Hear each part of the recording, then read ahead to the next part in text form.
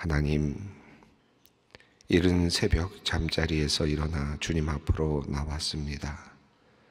주님의 임재를 간구하는 이 시간, 잠잠히 기도하는 이 자리에 하나님께서 함께 하시고 큰 은혜를 내려 주시옵소서. 아버지 하나님, 어제 수능을 끝내고 지금까지 고온히 잠들어 있을 우리 아이들을 위해 기도합니다. 이른 아침부터 긴 시간 동안 고사장에 앉아서 시험을 봤던 우리들의 자녀들입니다. 1년 동안 혹은 2년이 넘도록 마음고생도 많았습니다. 이제 모든 수고를 마치고 결과를 기다리는 우리 아이들에게 안식을 주시고 평화를 내려 주시옵소서. 하나님, 하지만 우리 자녀들 중에는 안식을 누리기보다는 후회와 안타까움으로 낙심하고 있는 아이들도 있습니다. 최선을 다하였지만 실수가 있어 마음이 아픈 아이들이 있고, 예상되는 결과가 좋지 않아서 마음이 무거워진 아이들도 있습니다. 인생이 수능 시험으로 모두 결정되는 것도 아닌데 너무 낙심하지 않았으면 좋겠습니다. 이들의 마음을 주님께서 단단히 지켜 주시옵소서. 나를 향한 하나님의 계획이 있음을 분명히 믿게 하여 주시옵소서. 모든 것이 합력하여 선을 이룬다는 주님의 말씀 붙잡고 끝까지 주님을 온전히 의지하게 하여 주시옵소서. 수능 시험은 끝이 났지만 앞으로도 논술, 면접, 실기 등 헤쳐나가야 할 수많은 난관들도 있습니다. 모든 길목마다 주님 함께 하시고 주님께서 좋은 길로 인도하여 주시옵소서. 주님께서 주시는 지혜와 총명으로 모든 일들을 넉넉히 감당케 하여 주시옵소서. 지금까지 자녀들을 위하여 기도하느라 자신의 몸도 돌보지 않고 기도의 자리를 지킨 부모님들이 있습니다. 자녀를 사랑하는데 도울 방법이 별로 없어서 그저 기도하고 또 기도할 뿐입니다. 사랑하기에 자녀들만 생각하면 눈물이 나옵니다. 하나님, 저들의 눈에서 눈물을 닦아주시고 저들의 수고로운 사랑의 노동이 아름다운 열매가 되어 돌아오게 하여 주시옵소서. 주님, 특별히 오늘도 부모님들의 마음을 지켜주시옵소서. 결코 자녀를 바라보며 실망하거나 노하지 않게 하시며 사랑과 온유함으로 자녀들을 끝까지 돌보게 하여 주시옵소서.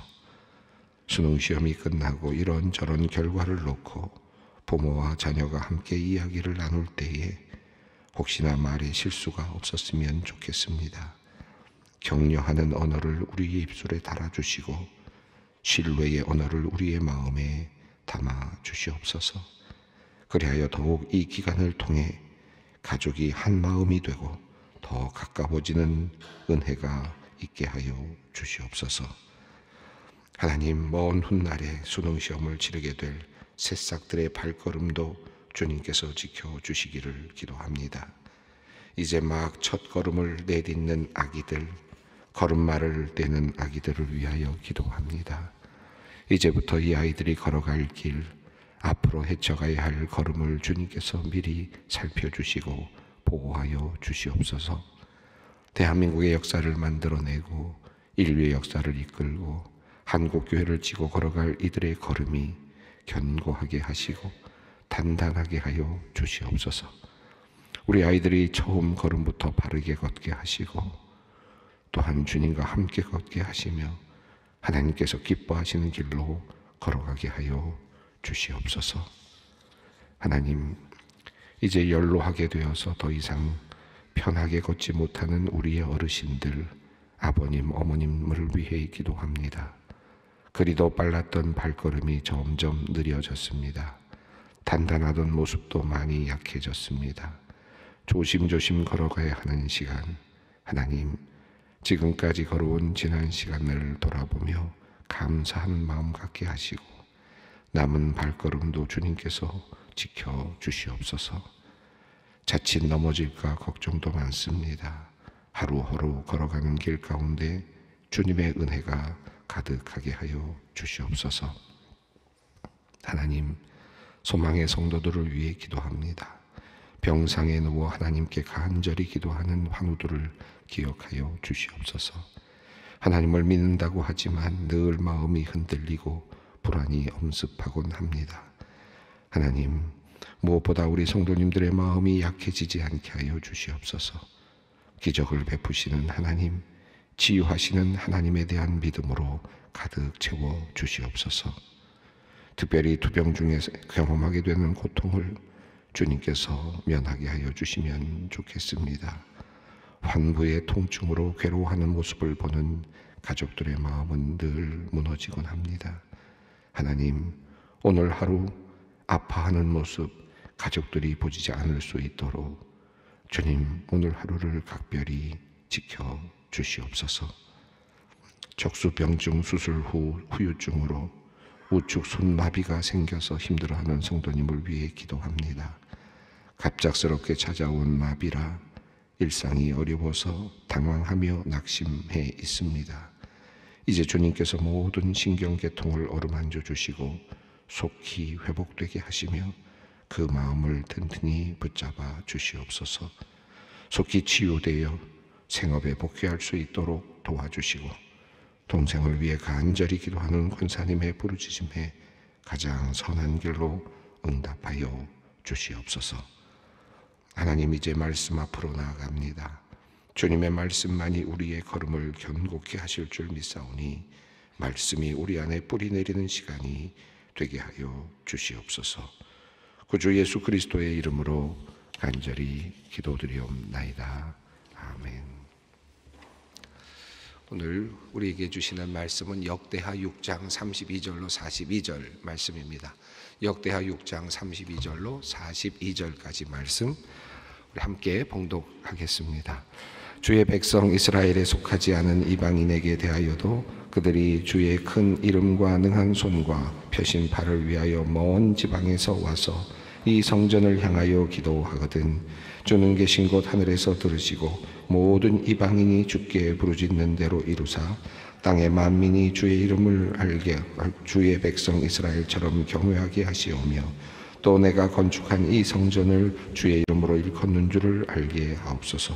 주의 백성이 그 적국과 더불어 싸우고자 하여 주께서 보내신 길로 나아갈 때에 그들이 주께서 택하신 이 성과 내가 주의 이름을 위하여 건축한 성전 있는 쪽을 향하여 주께 기도하거든 주는 하늘에서 그들의 기도와 간구를 들으시고 그들의 일을 돌아보시옵소서.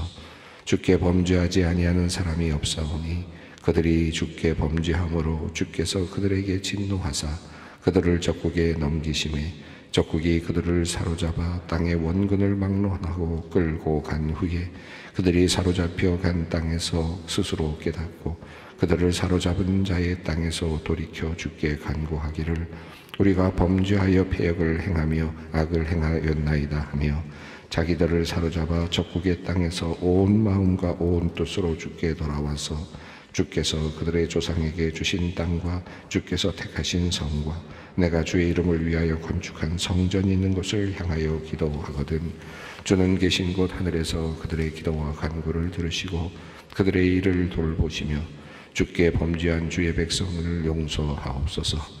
나의 하나님이여 이제 이곳에서 하는 기도를 눈을 드시고 귀를 기울이소서. 여호와 하나님이여 일어나 들어가사 주의 능력의 교와 함께 주의 평안한 조서에 계시옵소서. 여호와 하나님이여 원하옵건대 주의 제사장들에게 구원을 입게 하시고 또 주의 성도들에게 은혜를 기뻐하게 하옵소서. 여호와 하나님이여 주의 기름 부음 받은 자에게 얼굴을 돌리지 마시옵고 주의 종 다윗에게 베푸신 은총을 기억하옵소서 하였더라. 오늘 본문 말씀은 솔로몬의 기도의 마지막 부분입니다. 이제 솔로몬이 성전을 완성하고 성전 앞에서 회중들을 바라보면서 지금 꿇어 엎드려서 기도를 하고 있습니다. 이 성전에서 하나님 하나님의 임재를 보여주십시오라고 하는 그런 기도의 내용입니다. 앞선 내용에서 하나님께서 재판장이 되어주십시오라고 하는 그런 기도를 하였고, 또 가뭄이 들었을 때 또는 적국에 패하였을 때 그들이 자신의 범죄함을 깨닫고 주님 앞에 기도할 때 그들의 기도를 들어주십시오라고 하는 그런 기도를 드렸습니다. 또 우리가 어제 본문 말씀 속에서 그 뒷부분에서 우리가 보았던 것처럼 어떤 기근이나 재앙이 일어났을 때, 다양한 종류의 재앙이 일어났을 때 어떤 한 사람이라도 그것이 어떤 것인지를 깨닫고 하나님 앞에 기도하게 될 때 그 기도를 들어달라라고 하는 그런 내용이었습니다. 그 뒷부분의 그 기도는 온 백성이 함께 기도하지 않을 수도 있지만, 각자의 판단이 다르고 각자의 생각이 다를 수도 있지만, 각자 하나님 앞에 나와서 전심으로 회개할 때 그 각자 한 사람 한 사람의 기도를 들으시고 그 마음에 합한 대로 하나님께서 갚아달라라고 하는 아주 특별한 그런 기도의 내용이기도 했습니다.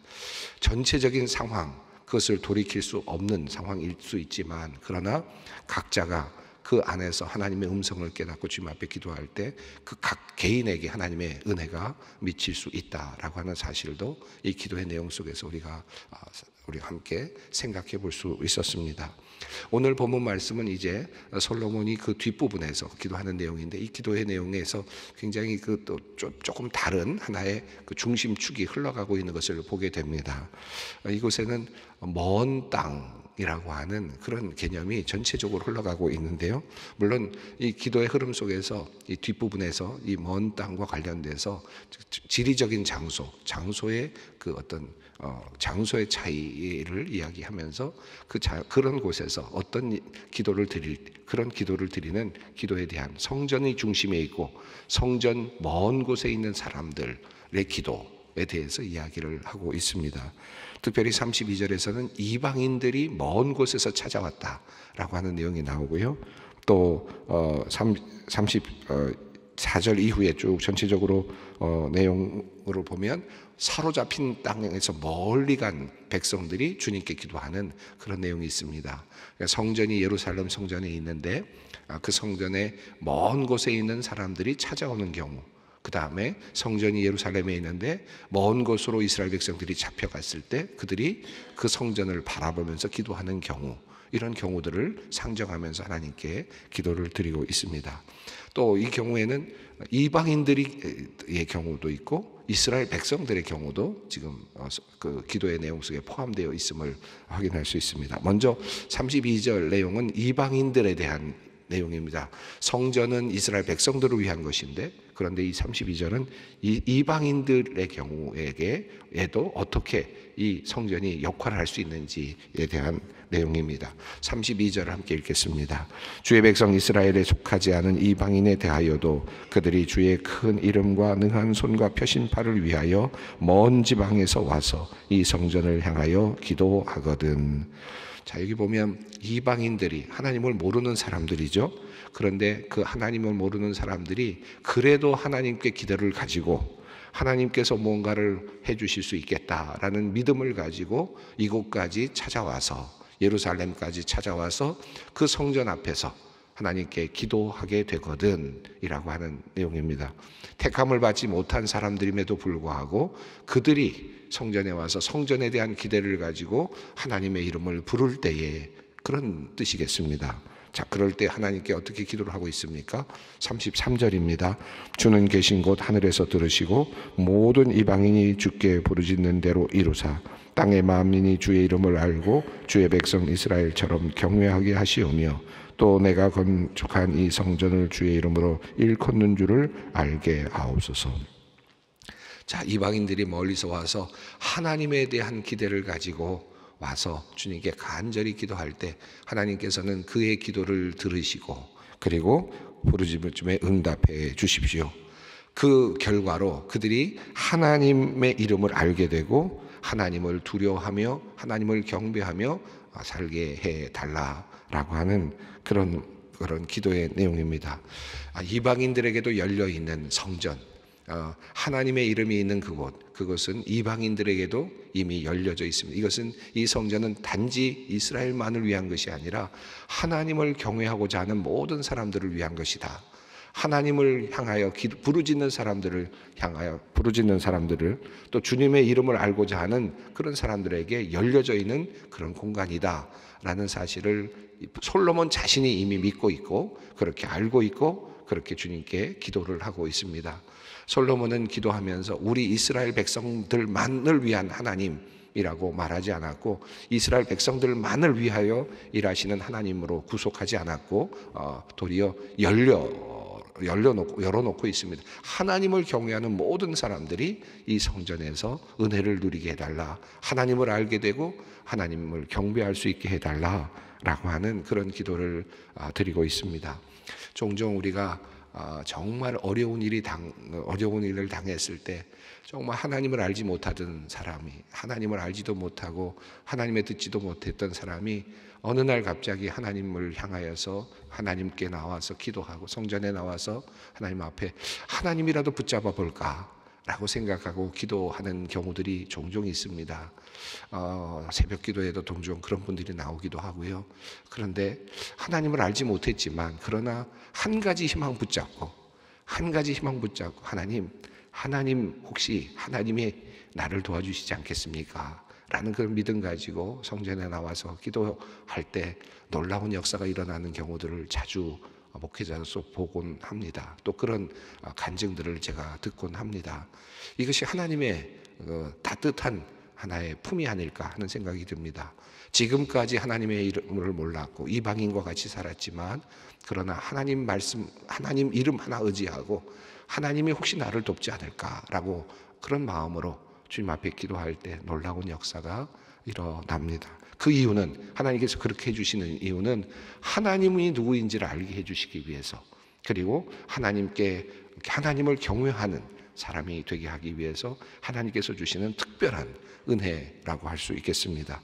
이 솔로몬은 바로 그 상황을 생각하면서 지금 이방인들이 성전에 와서 하나님을 기대하며 기도할 때 하나님께서 그들을 물리치지 말아 주십시오. 그들의 기도도 들어주시고 또한 그들이 하나님을 경외하는 사람들이 되게 해 주십시오. 이렇게 기도하고 있습니다.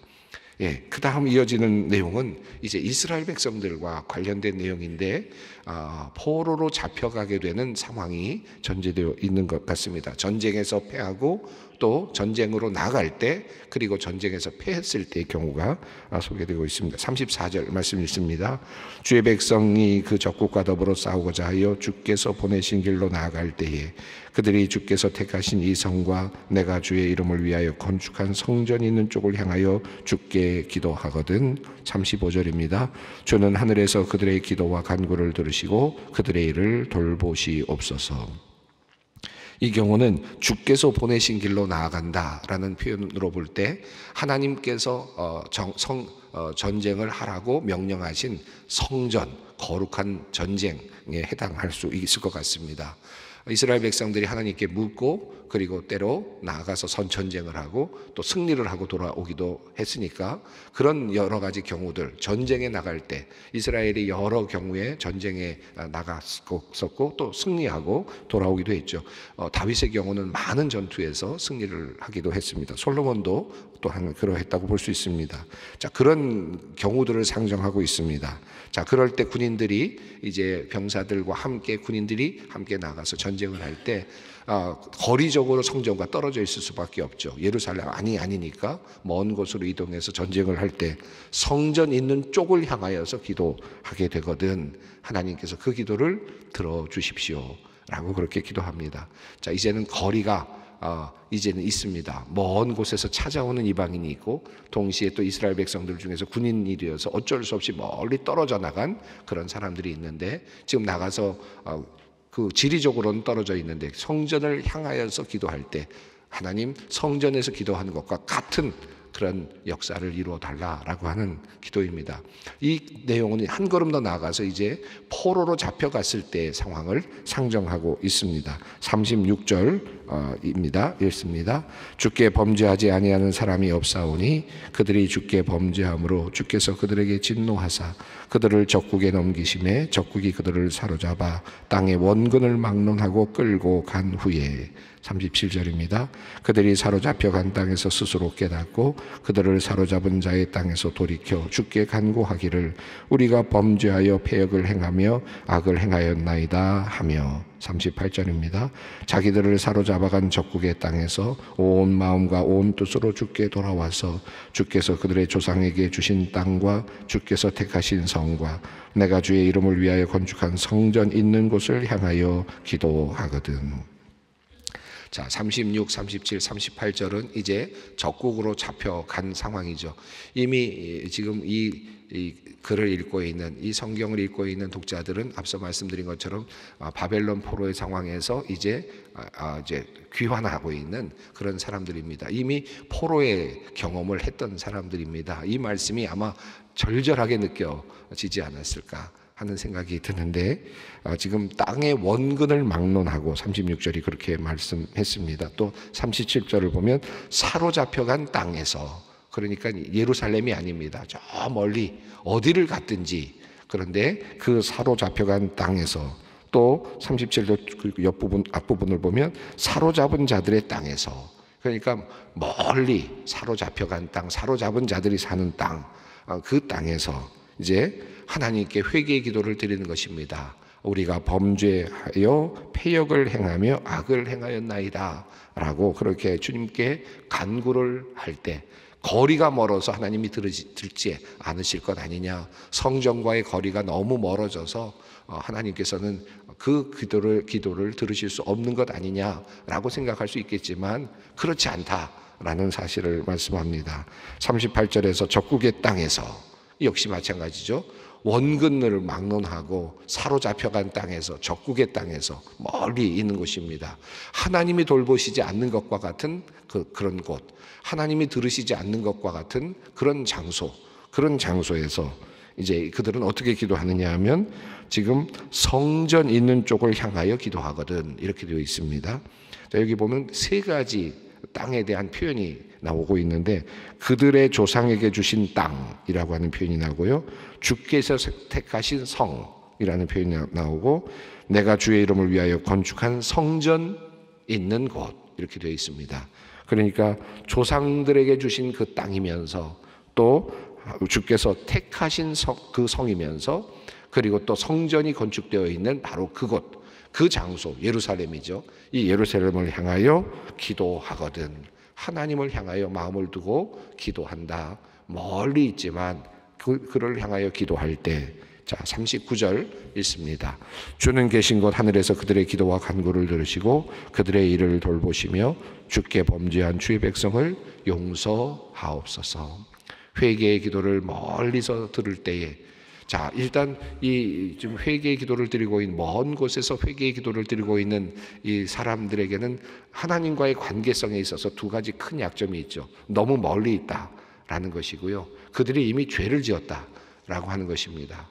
자, 하나님과 가까운 사람이 멀리 있다, 하나님과 아주 친밀한 관계에 있는 사람이 지리적으로 멀리 있다라고 해도 하나님께서 들으실까 고민이 되는데, 지금 이 사람들은 이미 죄를 지어서 하나님과 이미 떨어져 나간 상태이고 지리적으로도 멀리 떨어져 나간 상태입니다. 자, 그러면 하나님께서 그를 버리셨는가? 그렇지 않다. 하나님께서 그들의 죄까지도 용서해 주시고 그들의 기도를 들어주실 것이다 라고 하는 그런 희망의 말씀을 기도 안에 넣고 있습니다. 우리 니누에로 가라고 했던 그 말씀을 듣고 다시스로 도망을 가고 있었던 요나의 이야기가 또 그렇지 않습니까? 여러분, 결국 풍랑이 일어서 바다에 던져지게 되는데 큰 고래와 같은 그런 고기 뱃속에 들어가게 되죠. 그곳에서 하나님께 기도를 합니다. 생각해 보면 이미 요나는 하나님을 배신한 사람이고 하나님을 떠났고, 그리고 또 고기 뱃속에 들어가 있고 바닷속에 들어가 있고 지리적으로 봐도 너무 멀고 이미 물속으로 들어가 있다고 생각하면 하나님께 드리는 그 신호가 잡힐까? 라고 생각이 들기도 하는데, 그런데 하나님께서 그 기도를 들으시고 그를 용서해 주십니다. 이것이 하나님의 전능하신 하나님의 모습이기도 하고 또 끝까지 용서하시는 자비로운 하나님의 모습이기도 합니다. 자, 이제 전체적으로 이제 기도를 마무리하는 내용이 40절부터 42절 내용입니다. 함께 읽습니다. 나의 하나님이여, 이제 이곳에서 기도하는 기도의 눈을 드시고 귀를 기울이소서. 여호와 하나님이여, 일어나 들어가사 주의 능력의 교회와 함께 주의 평안한 초소에 계시옵소서. 여호와 하나님이여, 원하옵건대 주의 제사장들에게 구원을 입게 하시고 또 주의 성도들에게 은혜를 기뻐하게 하옵소서. 여호와 하나님이여, 주의 기름 부음 받은 자들에게서 얼굴을 돌리지 마시옵고 주의 종 다윗에게 베푸신 은총을 기억하옵소서. 자, 이제 이곳에서 기도하는 이 모든 기도를 하나님께서 들어주십시오라고 그렇게 마무리 기도를 하고, 그리고 41절과 42절에서 하나님 이제 이 능력의 교회에 함께 능력의 교회와 함께 평안히 거하시옵소서라고 그렇게 기도합니다. 이것은 앞서서 말하고 있는 내용과 비교해 본다면 이율배반적인 배치가 되는 그런 말씀이죠. 하나님은 감히 우리가 담을 수 없습니다. 하늘의 하늘이라도 감히 담을 수 없고 땅에 거할 수도 없는 분이십니다. 하나님은 그만큼 크신 분이십니다 라고 그렇게 이야기를 했고, 그래서 하나님 이곳에 하나님의 이름만을 둡니다. 하나님의 이름만이 있다 라고 말씀하였고, 하나님은 하늘에 계신다 라고 하는 표현을 계속해서 사용했습니다. 그래서 성전을 향하여 기도할 때 하나님은 하늘에서 들으시고 응답하시고 하늘에서 들으시고 응답하시고 이렇게 표현을 했거든요. 자, 그런데 마지막 부분에서 그는 이 주의 능력의 궤에 함께 주의 평안한 처소에 계시옵소서 이렇게 표현합니다. 이 말씀은 기도를 통해서 이제 하늘에 계신 하나님을 궤 속으로 가둔다 그런 의미가 아니라 이제 우리의 마음이 이 궤에 하나님의 임재를 우리가 마음으로 받습니다라는 그런 의미일 것 같습니다. 자, 이제 하나님께서 이 궤에 우리를 궤와 함께 계신다. 하나님의 임재의 상징으로 이 궤를 이제 우리의 마음에 담는다. 그리고 하나님께서 이 안에서 평안히 거하신다라고 하는 마음으로 이 궤를 이제 섬깁니다. 이 궤 앞에서 예배를 드립니다. 그런 의미이겠습니다. 그러나 이 솔로몬의 그 믿음은 바뀐 것은 아닙니다. 하나님은 절대로 어디에 담겨질 수 있는 분은 아니다. 이것이 대전제입니다. 그 전제 아래서 지금 이 하나님의 궤 안에 계실 하나님, 그래서 우리들의 마음을 평안하게 만드는 그런 의미도 있겠습니다. 자, 제사장들의 구원을 입게 하시고 성도들의 은혜를 입게 하시고 기름 부음 받은 자들이 은혜를 입게 하시고 또한 주의 종 다윗에게 베푸신 은총도 하나님 기억하여 주십시오. 모든 백성들이 하나님의 은혜를 입게 해 주시고 왕들이 제사장들이 모두가 다 하나님의 은혜를 입게 해 주십시오. 이 성전에서 기도하는 모든 사람들이 주님께 기도하고 용서를 받게 하시고 회복하게 하시고 또 이곳에서 기도하는 모든 사람들이 주님의 은혜를 입게 해 주십시오라는 이런 간절한 기도입니다. 이 성전 앞에서 드린 이 기도가 여전히 아마 영원히 아마 우리들의 귀한 기도의 모범이 되지 않을까 하는 생각이 듭니다. 오늘 우리가 또 예배당에서 함께 기도를 하고 있는데 이렇게 우리 예배당에서 드리는, 물론 구약에서의 성전 개념과 우리가 드리는 예배당의 개념은 여러 가지 신학적으로 다른 점이 있습니다만은 그러나 또 유사점도 있습니다. 우리가 함께 모여서 함께 기도하는 자리, 기도하는 곳으로서의 성전, 우리가 어떻게 기도하고 하나님은 어떻게 들어주시는가 이 마음을 가지고 오늘도 기도의 자리로 함께 나아가도록 하겠습니다. 함께 기도합니다. 하늘에 계신 우리 아버지, 아버지의 이름이 거룩하게 하시며 아버지의 나라가 오게 하시며 아버지의 뜻이 하늘에서와 같이 땅에서도 이루어지게 하소서. 오늘 우리에게 일용할 양식을 주시고 우리가 우리에게 잘못한 사람을 용서하여 준 것 같이 우리 죄를 용서하여 주시고 우리를 시험에 빠지지 않게 하시고 악에서 구하소서. 나라와 권능과 영광이 영원히 아버지의 것입니다. 아멘.